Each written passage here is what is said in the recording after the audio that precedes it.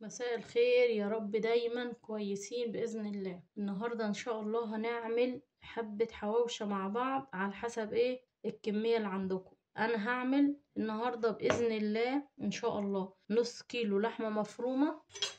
ده نص كيلو لحمة مفرومة، نسبة الدهنة فيها يعني قولي 15 أو 20%. ماشي. وده قرن فلفل بارد رومي، ودي حباية بصل، ودي حباية بص بالظبط فصين أو 3 توم، وده كزبرة، وده فلفل أسود، وده حبة ملح أبيض، وده كمون، ودي البهارات بتاعت اللحم. ماشي. هنخلطهم كلهم مع بعض. وفي تكاية تانية أنا عاوزة أقول لكم عليها، بس هي ممكن تبقى مش محبوبة بالنسبة للكل مش الحد، بس فيها قيمة غذائية ما جبارة. أنا بأي أكلة تكون مدارية زي كده تكون مش هتتشاف، يعني زي الحواوشة، زي الرز اللي هو بتاع الكشري، في حاجات كتير هبقى أقول لكم عليها بحط فيها التكاية دي، فيها قيمة غذائية للأطفال ولينا، بس هم ما يعرفوش ما يفقسوهاش.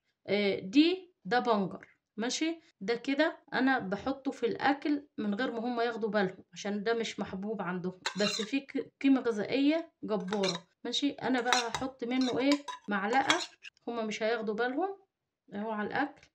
اللحمة الدهنة الضاني مش بحب احطها مع اللحمة، بحطها في قلب اللحمة، لا، انا بحطها في الصينية وانا بحمر، بتدي الطعم ومن بعيد لبعيد، يعني ممكن تدينا حبة ريحة وحبة طعم، بس من بره ما نكونش ناكلها مع العيش واللحمة والحاجات دي. ماشي. احنا يعني بشرين بتاع معلقتين. في حاجة تاني هوريكم، بس خليكم معايا لاخر الفيديو هعملها، هحط عليها البنجر ده، ودول هيروحوا طبعا مع هنخلط كله مع بعض دلوقتي ومش هيبان.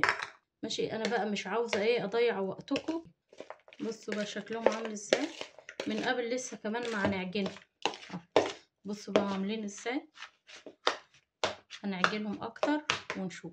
بصوا يا حبايبي احنا عجناهم ازاي. على فكره البنجر مش باين خالص اهو، بس عاوزه اقول لكم يعني البنجر ده قيمه غذائيه جميله قوي قوي. دايما العيال بيقولوا لي انت في تكات بتعمليها في الاكل احنا مش فاهمينها، في طعم غريب. هما بعد الفيديو ده هيعرفوا ان انا بعمل تكات من دماغي، وهما كده عرفوها. فيلا مش مشكله بقى عشان كله يستفاد، مش ولادي ولا انا بس.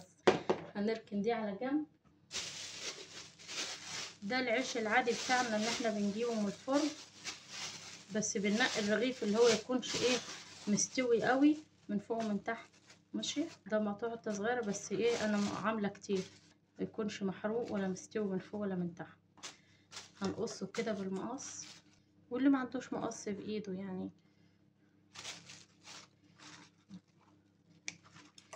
ماشي.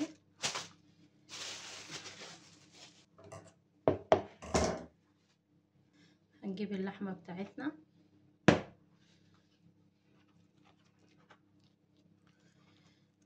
بقت جميلة، بقت حمرا وجميلة، ما فيهاش بنجر ولا فيهاش حاجة اهو، يعني مش هيعرفوا يفرقوا بين اللحمة وبين البنجر.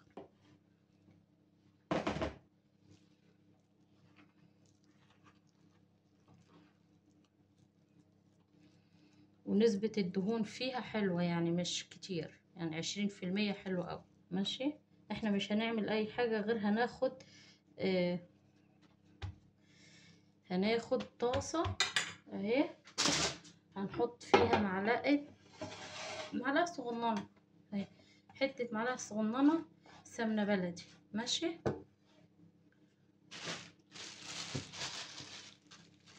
وهنحط اللية كده على جنب اهي، هنحط اللية كده على جنب تدينا الطعم بس، وبعد كده هنخش. سخنت اهي، اللي هي ابتدت تنزل من الدهن بتاعها، احنا هناخد منها بس هنطعم بس العيش وهنخلي ريحته حلوة وهنخش. انا بستعملها كده ما بحطهاش في العيش.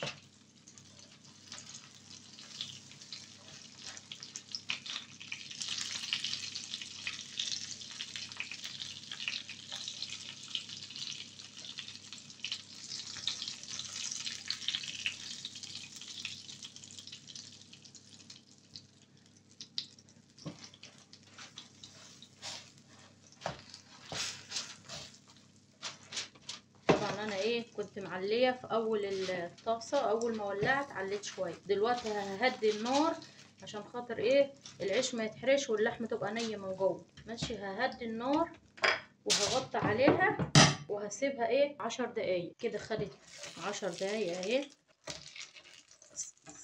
بص الرغيف بقى عامل ازاي. انا مش عاوزه اطول عليكم بس في الفيديو. ماشي، احنا محطناش يعني بنجر ولا اي حاجه، احنا عاملين الاكل على زي ما هم عاوزين.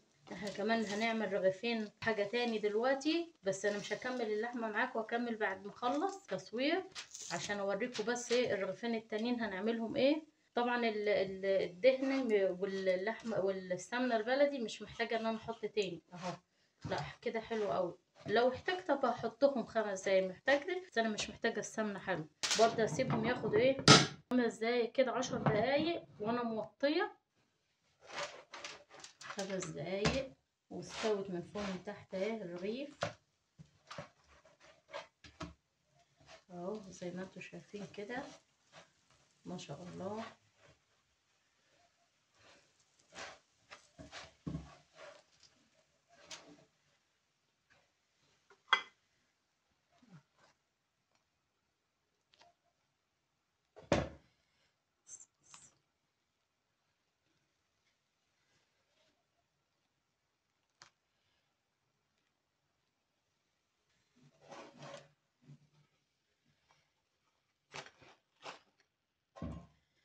ادي الرغيفين اللي عملناهم هنكمل بعد ما نخلص.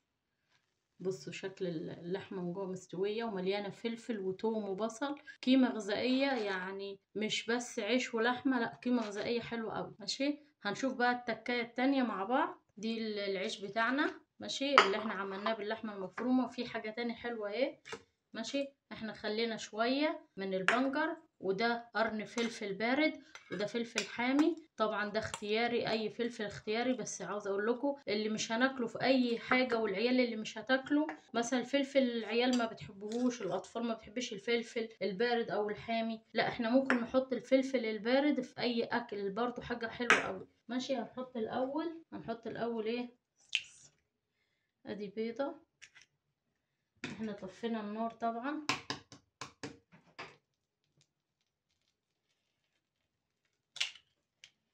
ودي البيضه التانية. وهنعمل ايه، هنعمل كده. الاكله دي جميله قوي، جربوها. ماشي،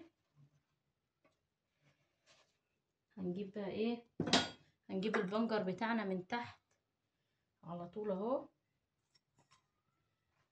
اهو. وهنجيب الفلفل الاول، نحط الفلفل الاسود. نحط بقى ايه عشان ايه نغطي بقى على البنجر ما يبانش كأني فلفل يعني ايه. ماشي اهو. طبعا اللي عاوز يحط بيضة بيضتين زي ما هو عاوز.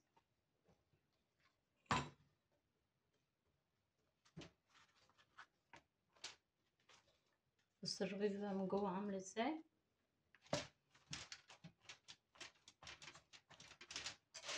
احنا مش هنحط سمنة ولا هنحط اي حاجة لان الطاسة فيها كل حاجة. هنسويهم وهنرجع نشوفهم. الرغيفين اللي احنا عملناهم بالبيض استووا اهو.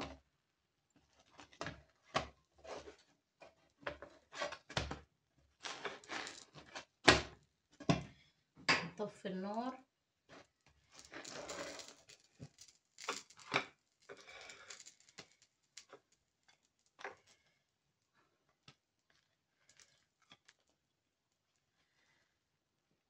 بص البيض يا رب تكونوا شايفينه اهو، ومستوي من فوق ومن تحت، وبالهنا والشفا. ولو عجبكم الاكل اللي بعمله، لو عجبكم الحاجه اللي بعملها، ما تنسوش بقى اللايك والشير والاشتراك في القناه عشان يوصلكم كل جديد. ماشي اهو يعني، وبالهنا والشفا.